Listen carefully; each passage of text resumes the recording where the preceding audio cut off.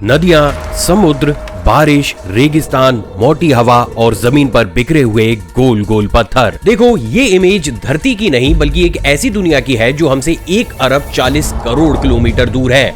जी हाँ, ये है सैटर्न का सबसे बड़ा मून टाइटन। और जब नासा का प्रोब यहाँ सबसे पहली बार उतरा तो साइंटिस्ट को ऐसा लगा कि शायद उन पर गलती से अर्थ की ही फोटो आ गई है, क्योंकि यहाँ सब कुछ बिल्कुल वैसा ही दिखता है जैसा हमारी धरती पर दिखता है। लेकिन इसी के ही बीच जब उन्होंने गौर से टाइटन को देखा तो उनकी रीढ़ की हड्डी में सनसनी मच गई, क्योंकि इस डेटा के अकॉर्डिंग यहाँ जो नदियां बह रही हैं वो पानी नहीं बल्कि उस गैस की है जो हमारी स्टोव में जलती है। जो समुद्र है वो रॉकेट फ्यूल से भरे हुए हैं। जो पत्थर है वो पत्थर नहीं बल्कि बर्फ के वो टुकड़े हैं जो इतनी ठंड में पत्थर जैसे सख्त हो गए हैं।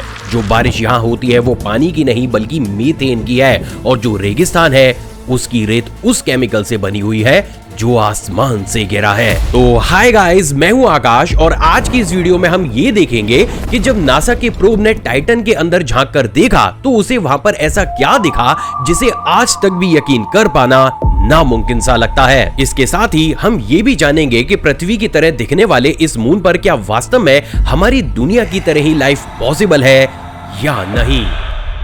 साल 1979 दुनिया के सामने सबसे पहली बार टाइटन की इस इमेज को लाया जाता है, जिसे स्पेसक्राफ्ट पायनियर 11 के द्वारा कैप्चर किया गया था। अब ये देखने के बाद आपके दिमाग में ये आया होगा कि अगर हम साल 1979 में ही टाइटन की इमेज को क्लिक कर चुके थे तो हम इसके सरफेस को क्यों नहीं देख पाए। वेल गाइस, उसका जवाब है टाइटन का आसमान। देखो, टाइटन के ऊपर बहुत मोटी धुंध की चादर है, इतनी मोटी कि कोई भी रोशनी उसके अंदर से बाहर नहीं आ सकती। टेलीस्कोप से देखो तो टाइटन बस एक ऑरेंज रंग का गोला दिखता है, अंदर क्या है किसी को कुछ नहीं पता। सदियों तक हमारे साइंटिस्ट को सिर्फ इतना पता था कि ये बहुत बड़ा मून है।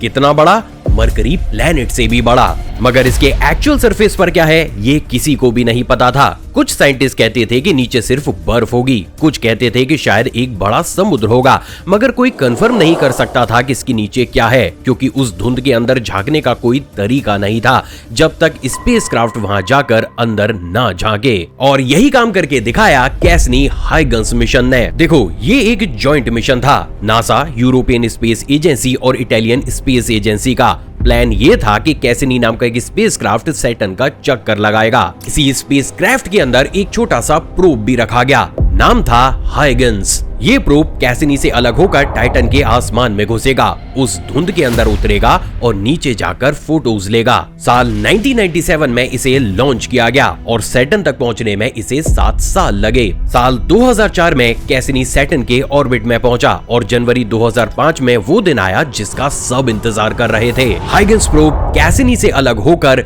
टाइटन मून की तरफ गिरना शुरू करता है। सबसे पहले वो उस मोटी ऑरेंज धुंध के अंदर घुसता है, अंदर अंधेरा है, कुछ नहीं दिख रहा। फिर पैराशूट खुलता है, स्पीड कम होती है और प्रोब धीरे धीरे नीचे गिरने लगता है। अब कैमरा कुछ देखना शुरू करता है, पहले धुंधला सा, फिर साफ, फिर और साफ, और इसके बाद जो दिखाई देता है उससे कंट्रोल रूम में सन्नाटा छा जाता है। टाइटन पर ब्राइट पहाड़ियों के बीच डार्क लाइंस हैं, बिल्कुल वैसे ही जैसे अर्थ पर नदी के रास्ते होते हैं। ये लाइंस पहाड़ों के किनारे से कटकर नीचे वैली में जा रही हैं। कुछ तो इनमें से 100 मीटर से भी ज्यादा चौड़ी हैं। ये सब एक लिक्विड से काट कर बनाई गई हैं। लिक्विड? मगर कौन सा लिक्विड? भाई, वहां का टेम्परेचर तो -180 डिग्री सेल्सियस है, तो ये लिक्विड पानी तो नहीं हो सकता। फॉर श्योर ये काम किसी और लिक्विड का है। 2 घंटे तक हाइगन्स टाइटन के आसमान में गुजरता रहा और फिर सरफेस पर फाइनल टच डाउन हुआ। पहली फोटो आई, इसमें वो गोल गोल टुकड़े दिखे, एकदम स्मूथ और घिसे हुए। उनके आसपास जो जमीन थी वो एक बेहद ही अजीब सी चीज की थी, ऊपर से सख्त, नीचे से नर्म। साइंटिस्ट ने बाद में ये बताया कि ये एक तरीके का हाइड्रोकार्बन स्नो है। अब हाइड्रोकार्बन से मतलब उस चीज से है जिससे पेट्रोल, डीजल और गैस बनती है, यानी कि टाइटन की जमीन के ऊपर पेट्रोल जैसी बर्फ पड़ी हुई है। अब कैमराज ने जब थोड़ा दूर देखा तो हवा में हल्की सी लहरें दिखी। ये प्रोब की लाइट की गर्मी की वजह से जमीन से मीथेन भाप बनकर उठ रही है। एक जगह पर तो कैमरा के सामने अचानक से मीथेन की एक छोटी सी ड्रॉप गुजर जाती है। कैमरा ने जब ऊपर आसमान में देखा तो उसे एक छोटा सा स्टार दिखाई दिया। ये है हमारा सन, लेकिन कितना छोटा। इतना छोटा कि ये अर्थ से दिखने वाले सूरज का सिर्फ 10वां हिस्सा है और इसलिए दिन के वक्त भी टाइटन पर इतनी कम रोशनी थी जितनी हमें सनसेट के बाद मिलती है। आप एक सेकंड के लिए रुकिए और ये सोचिए कि आप एक ऐसी जगह पर हैं जहां दिन में भी रात जैसा अंधेरा है। जमीन पर पेट्रोल जैसी चीज की बर्फ पड़ी है, पत्थर की जगह आइस के टुकड़े हैं, हवा में मीथेन की बूंदें तैर रही हैं और आप जानते हो कि जो नदियां बह रही हैं वो पानी नहीं बल्कि वो गैस स्टोव में जलने वाली गैस से बनी है। देखो, ये किसी हॉरर मूवी की स्क्रिप्ट नहीं, ये असली हकीकत है, एग्जिस्ट करती है अभी भी, इस वक्त भी ये चीज सैटर्न का चक्कर लगा रही है। अब देखो गाइस, इस मिशन में हाइगन्स के साथ एक बहुत बड़ी प्रॉब्लम थी। उसकी बैटरीज बस कुछ घंटों में खत्म हो गईं। वो सिर्फ एक जगह पर लैंड हुआ और एक जगह की फोटो से पूरे टाइटन का राज नहीं खुल सकता। तो अब इस सिचुएशन में काम आया कैसिनी। देखो, कैसिनी सैटर्न के ऑर्बिट में था और वो वहां पर बार बार टाइटन के पास से गुजर रहा था। कितनी बार? 127 बार टोटल 3 सालों में। अब आप ये पूछोगे कि अगर टाइटन की धुन इतनी मोटी है कि उसके अंदर कुछ दिखता ही नहीं, तो फिर आखिर कैसिनी उसके अंदर दिखेगा कैसे? तो देखो गाइस, उसके लिए कैसिनी के पास एक स्पेशल टूल था जिसे कहा जाता है रेडार। असल में देखो, रेडार वो टेक्नोलॉजी है जो धुंध, बादल सब के अंदर गुजरकर नीचे की चीजें देख सकती है। बिल्कुल वैसे जैसे हवाई जहाज की रेडार बादलों के अंदर भी जमीन को देख लेती है। अब इसके बाद जैसे ही कैसिनी ने अपने रेडार को टाइटन की तरफ किया, उसने लिटरली वहां पर जो देखा उसके ऊपर आप विश्वास तक नहीं करोगे। टाइटन के नॉर्थ पोल के पास बहुत बड़े डार्क पैचेस थे,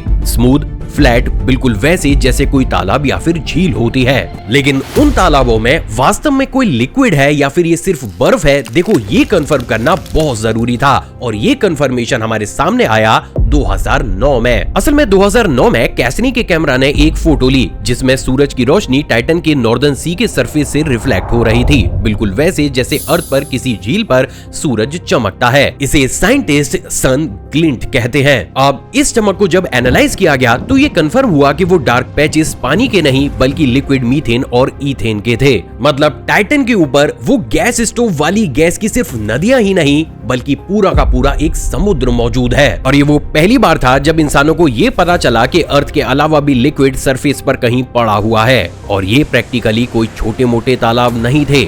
इस सी को साइंटिस्ट के द्वारा नाम दिया गया क्रैकन मारे। ये इतना बड़ा है कि आप इसके अंदर पूरे राजस्थान स्टेट को डुबा सकते हो। अब इस पल में जरा सोच कर देखिए, एक एलियन मून पर गैस का समुद्र इतना बड़ा कि उसके एक किनारे पर अगर आप खड़े हो तो आपको दूसरा किनारा नजर ही नहीं आएगा और उस समुद्र में वो लिक्विड भरा हुआ है, वो चीज मौजूद है जिससे हमारी गैस स्टोव चलती है। मगर टाइटन की कंप्लीट मिस्ट्री सिर्फ उसका समुद्र ही नहीं है। असल में कैसिनी ने टाइटन के बीच वाले हिस्से में यानी कि इक्वेटर के पास कुछ और ढूंढा। लंबी लंबी डार्क लाइंस, एक के बाद एक 100 किलोमीटर तक। ये थे सैंड ड्यून्स यानी कि रेत के टीले जैसी शेप। लेकिन हैरानी की बात यह है कि ये रेत नहीं है, ये छोटे छोटे टुकड़े थे फ्रोजन ऑर्गेनिक केमिकल्स के। ये केमिकल्स टाइटन के आसमान में बनती है और बारिश की तरह नीचे गिरती है, फिर हवा उन्हें इकट्ठा करती है और ऊंचे ऊंचे टीले बना देती है। इसी की वजह से कुछ जगह से तो टाइटन एक कंप्लीट रेगिस्तान जैसा दिखता है, मगर ये रेगिस्तान -179 डिग्री सेल्सियस पर जिंदा है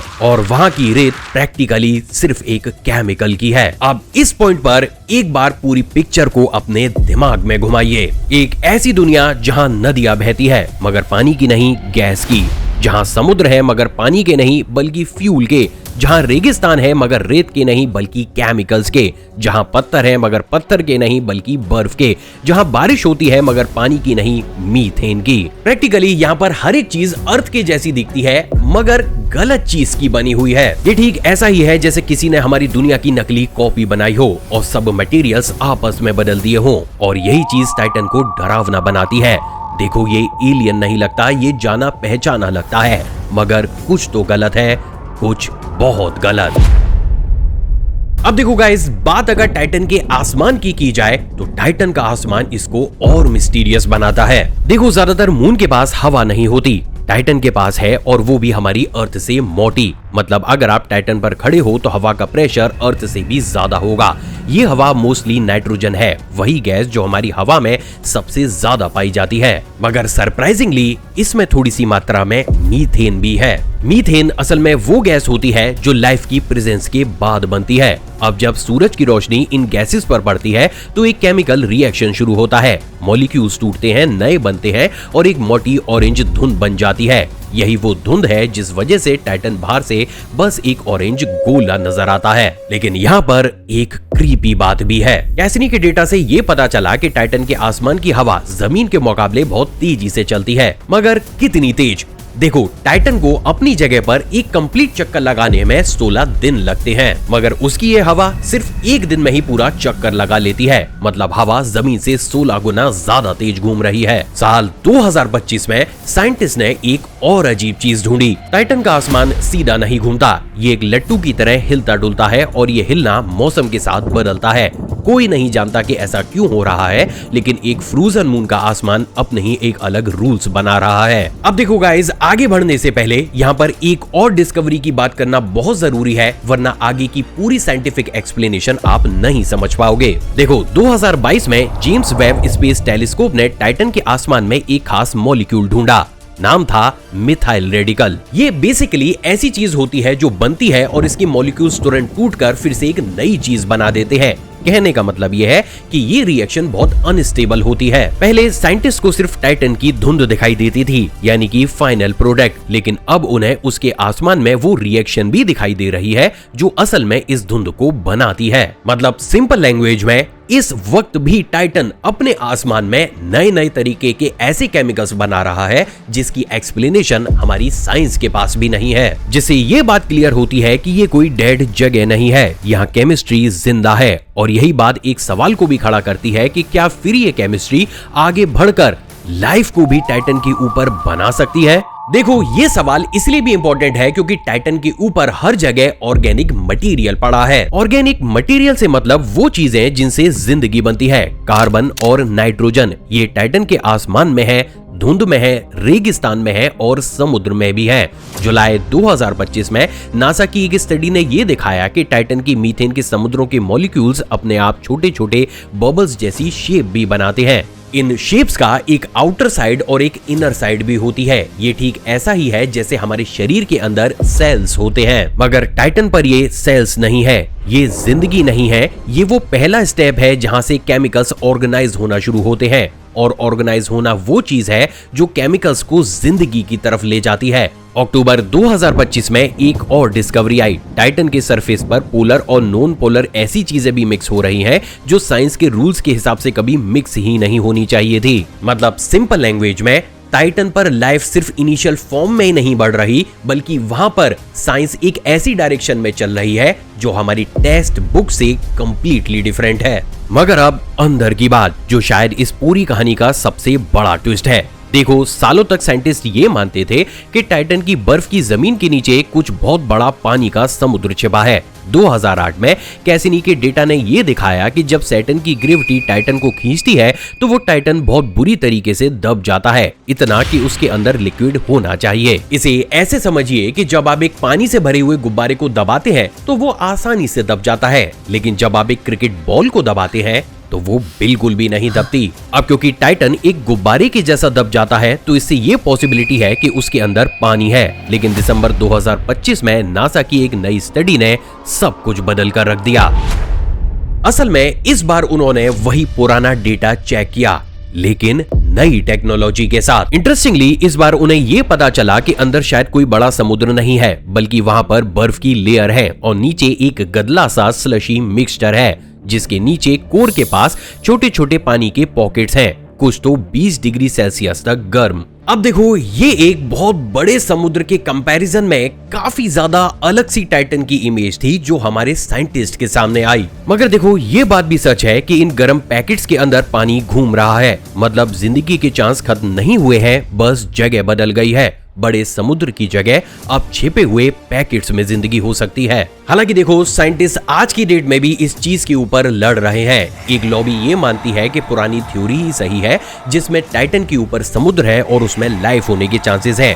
कुछ साइंटिस्ट ये मानते हैं कि टाइटन के ऊपर समुद्र नहीं है, बल्कि उसकी कोर के पास इन पैकेट्स के अंदर लाइफ हो सकती है। लेकिन सच ये है कि टाइटन की एक्चुअल मिस्ट्री अभी तक हमें नहीं पता। फरवरी 2026 साइंटिस्ट ने कंप्यूटर सिमुलेशन से ये दिखाया कि टाइटन शायद दो पुराने छोटे मून्स के आपस में टकराने से बना है। असल में करोड़ों साल पहले दो छोटे मून बहुत तेजी के साथ टकराए। ये टकराव इतना ज्यादा तेज था कि इससे एक बड़ा मून बना। नाम था टाइटन। अब देखो, अगर ये थ्योरी सही है तो टाइटन का जन्म ही एक तबाही से हुआ है और उसी टकराहट की वजह से शायद सैटर्न के रिंग भी बने। मतलब सैटर्न के सबसे खूबसूरत रिंग्स और उसके मून आपस में एक ही वॉयलेंस से जुड़े हैं। तो अब सवाल ये है कि फिर भाई आखिर इतनी सारी मिस्ट्रीज का हमें एक्चुअल जवाब मिलेगा कैसे? तो देखो, नासा का एक मिशन है ड्रैगन फ्लाई, और ये कोई सीधी गाड़ी नहीं है जो जमीन पर धीरे धीरे चले, बल्कि ये है एक हेलीकॉप्टर ड्रोन जिसके अंदर 8 पंखे हैं और साइज एक कार जितना बड़ा है।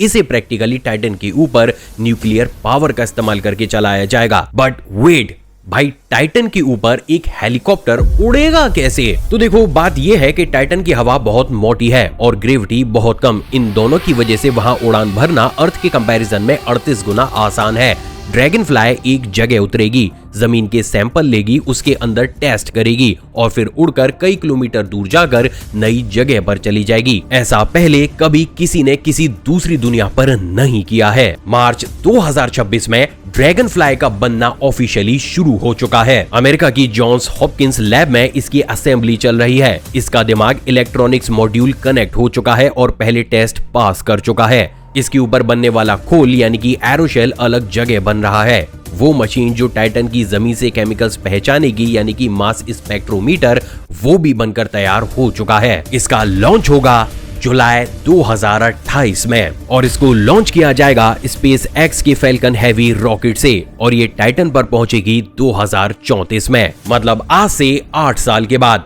लेकिन एक बात समझ लीजिए, ड्रैगन फ्लाई वहां पर जिंदगी ढूंढने नहीं जा रही। देखो, नासा खुद ये कहता है कि ये मिशन उन केमिकल्स रिएक्शन को स्टडी करने जा रहा है जो जिंदगी से पहली होती हैं। अगर टाइटन पर कुछ भी मिलेगा तो वो जिंदगी नहीं होगी, बल्कि जिंदगी की तरफ जाने वाला रास्ता होगा और शायद वो रास्ता खुद मंजिल से ज्यादा इंटरेस्टिंग है। और देखो गाइस, यही चीज टाइटन के बारे में काफी ज्यादा डरावनी है। ये एलियन मून होने के बावजूद भी अपना सा लगता है। नेचर ने एक ऐसी दुनिया बना दी है जो हमारी धरती की कॉपी जैसी दिखती है। नदियां हैं, समुद्र है, बारिश होती है, रेगिस्तान है, मौसम बदलते हैं, मगर हर चीज गलत मटेरियल की बनी है। पानी की जगह मीथेन, पत्थरों की जगह बर्फ, रेत की जगह केमिकल्स और नीचे जहां एक साफ समुद्र होना चाहिए था वहां गदला सा मिक्सचर है, छिपे हुए गर्म पैकेट के साथ। साल 2034 में जब ड्रैगन फ्लाई अपने पंखों को घुमाएगी और टाइटन की उस जमीन को छुएगी, तब जाकर शायद हमें ये पता चले कि असल में वो दुनिया है क्या, या शायद उस वक्त हमें ये पता चले कि हमारा सवाल ही गलत था, क्योंकि टाइटन ने अब तक हर बार एक ही काम किया है, हमारी सोच से अलग निकलने का। और इस पल पर यह सोचना कि टाइटन ठीक वैसा ही निकलेगा जैसा हम सोच रहे हैं, शायद ये काफी हद तक जल्दबाजी होगी। आई होप गाइज आज की ये वीडियो और मेरी एक कंप्लीट रिसर्च आपको पसंद आई होगी। अगर आप चैनल पर नए हैं और इन्हीं तरीके की मिस्ट्रीज देखना पसंद करते हैं तो इस चैनल को सब्सक्राइब कर उस बेल आइकन को प्रेस जरूर कीजिएगा। इस वीडियो को लाइक करने के बाद सबके साथ शेयर जरूर करना ताकि टाइटन की मिस्ट्री हर एक तक पहुंच सके। इसके साथ ही गाइज मैं आपको ये रिकमेंड करूंगा कि अभी आपकी स्क्रीन पर ये जो वीडियो क्लिप आपको दिख रही है इसे भी क्लिक करके जरूर देखिएगा, क्योंकि ये भी अपने आप में इंटरेस्टिंग है। मिलते हैं एक और एपिसोड में, जब तक खुश रहिए और दूसरों को भी खुश रखिए।